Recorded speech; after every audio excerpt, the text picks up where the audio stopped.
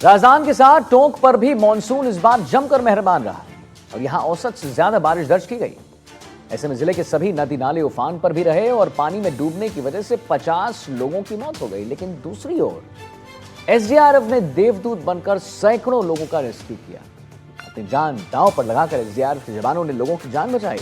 SDRF की team ने कैसे काम किया और कैसे काम करती है बेसिकली एसडीआरएफ टीम, आइए एक रिपोर्ट देखते हैं।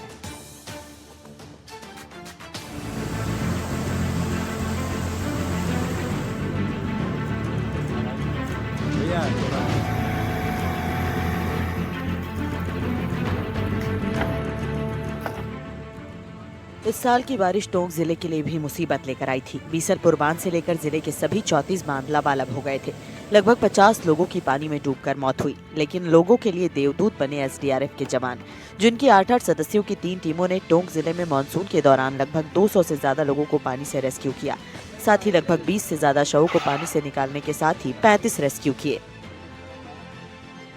एसडीआरएफ स्टेट डिजास्टर फोर्स के वो जवान जिन्होंने पिछले 90 दिन से ज्यादा टोंक के अंदर अब तक 25 रेस्क्यू किए हैं, 100 से ज्यादा लोगों को रेस्क्यू किया है सुरक्षित, वहीं 15 के लगभग जो है शव पानी से निकाले हैं।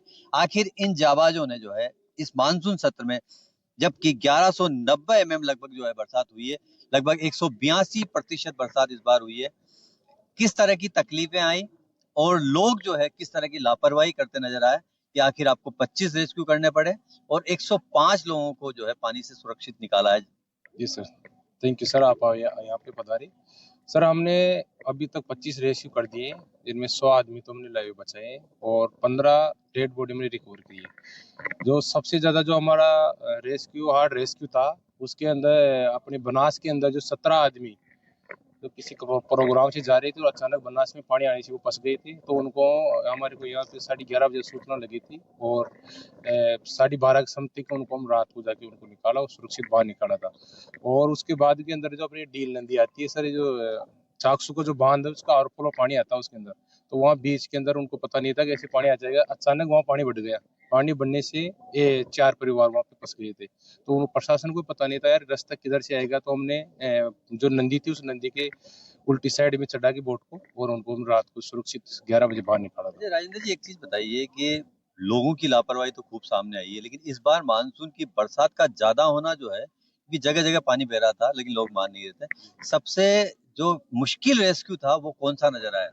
सर हमने सबसे मुश्किल रेस्क्यू सर एक सोदरा नदी है अपने पीपड़ तहसील के पास में, वहाँ पे भी उसका बहाव बहुत तेज था। तो मंदिर में कोई पूजा करने गया था, तो वो अचानक पानी बढ़ने से वो मंदिर के अंदर रह गया था। तो उसको रात को जैसे हम बोट को उतारे थे तो हमारे पॉपुलर आता बोट के अंदर, तो पॉपुलर भी वहाँ बंद हो गया था हमारा, क्योंकि नीचे उसमें झाड़ जंगल थे, तो उसी कारण वो बंद हो गया था।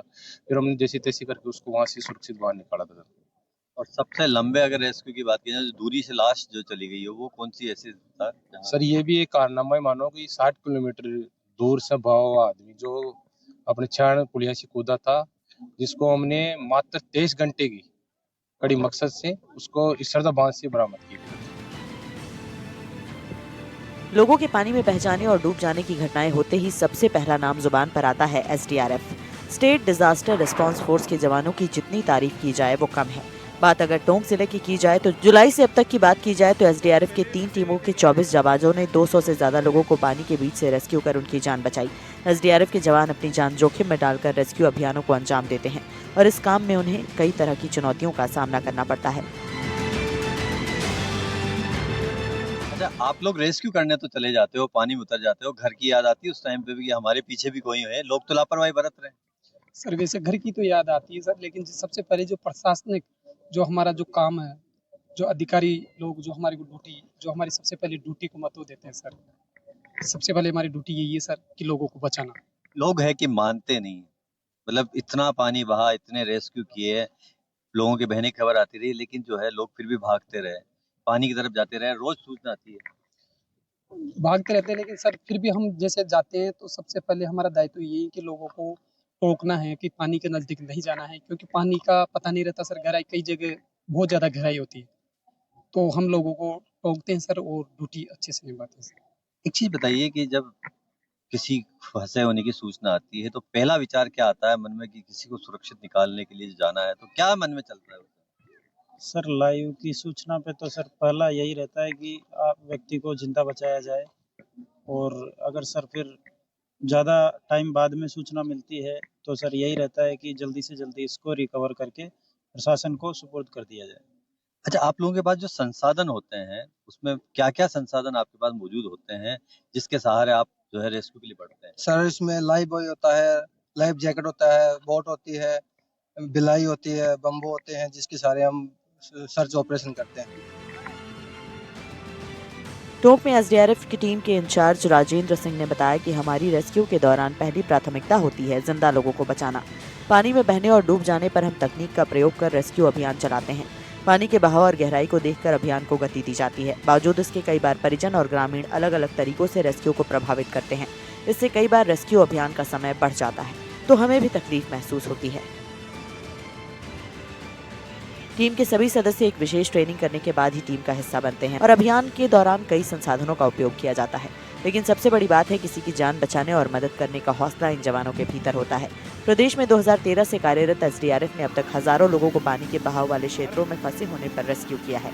एसडीआरएफ जवानों को ये काम वाकई काबिले तारीफ है, जहाँ जान की कीमत समझी जाती है और दूसरों की जान बचाने के लिए ये जवान अपनी जान की बाजी लगा देते हैं। क्या अपील करना चाहेंगे लोगों को, क्या कहना चाहेंगे पानी से दूरी बनाए के? सर अब तो यही कहना चाहेंगे कि अभी भी सतर्क रहिए कि पानी अभी भी बहुत तेजी से आ रहा है, इसलिए पानी से दूरी बनाए रखें।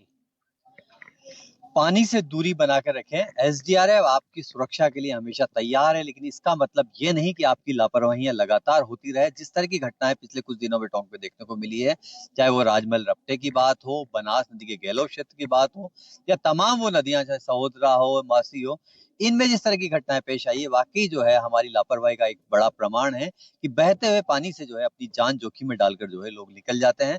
और मेरे पीछे खड़े जमात जो है पिछले 90 दिन से ज्यादा समय से अपनी जान की को जोखिम में डालकर अपने परिवार की बिना परवाह किए जो है लोगों को सुरक्षित निकालने की एक मुहिम लेकर जो निकले थे, वो आज भी मुहिम यथावत जारी है।